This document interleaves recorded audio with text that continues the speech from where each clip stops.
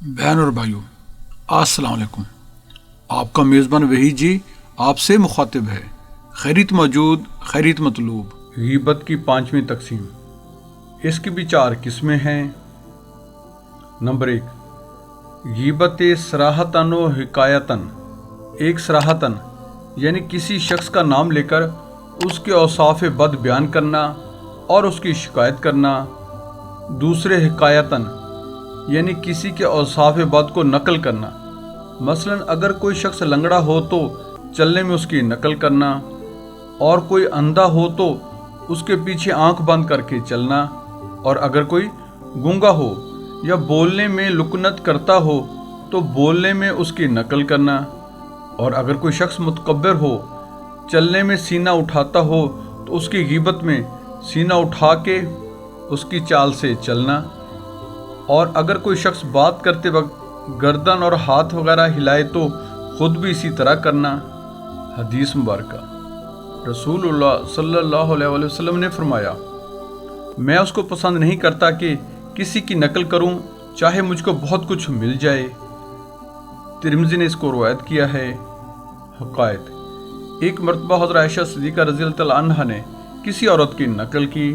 رسول اللہ صلی اللہ علیہ وسلم نے فرمایا، کسی کی نقل کرنا مجھ کو اچھا نہیں معلوم ہوتا ہے، چاہے مجھ کو بہت کچھ مل جائے۔ احیاء العلوم میں یہ حقائق درج ہے۔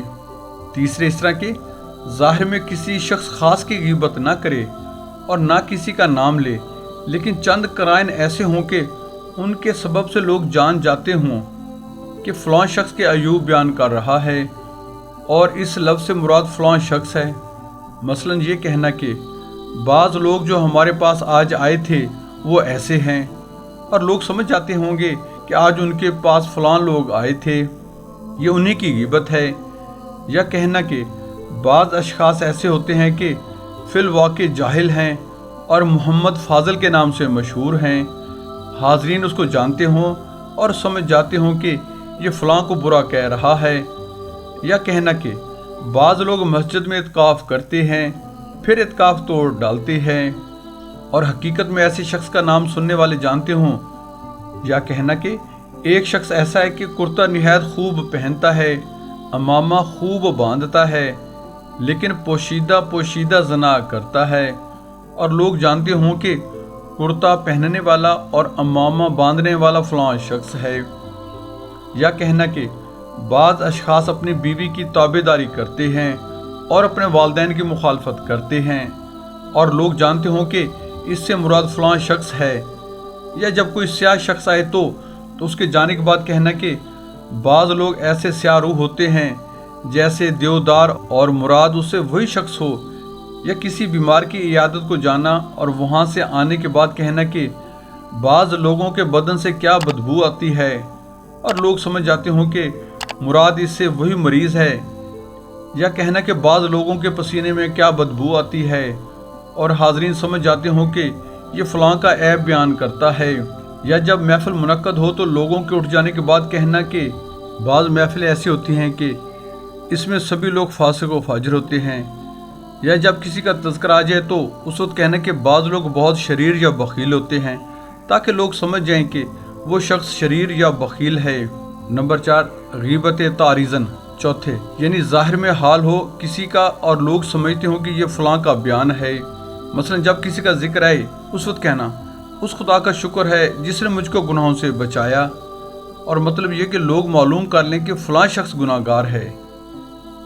یا کہنا، میں زانی نہیں ہوں، اس غرض سے کہ لوگ اس دوسرے کو زانی سمجھیں۔ یا کہنا، تکبر بہت بری شے ہے۔ چنانچہ شیخ سعدی رحمۃ اللہ علیہ فرماتے ہیں، تکبر عزازیل را خوار کرد، بزندان لعنت گرفتار کرد۔ اس مطلب سے کہ لوگ سمجھیں کہ وہ شخص متکبر ہے۔ یا کہنا کہ داڑھی کتروانا منع ہے، تاکہ لوگ سمجھیں کہ وہ شخص داڑھی کترواتا ہے۔ یا کہنا کہ صبح کی نماز جماعت سے ادا نہ کرنا گناہ ہے، اور غرض اس کلام سے یہ ہو کہ وہ شخص صبح کی نماز جماعت سے ادا نہیں کرتا ہے۔ دعا ہے اللہ تعالی ہمیں غیبت جیسے کبھی فعل سے محفوظ رکھے۔ آمین ثم آمین۔ جزاک اللہ۔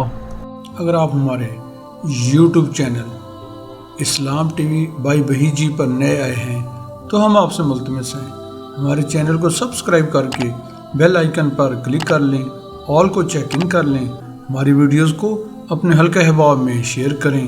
جزاک اللہ۔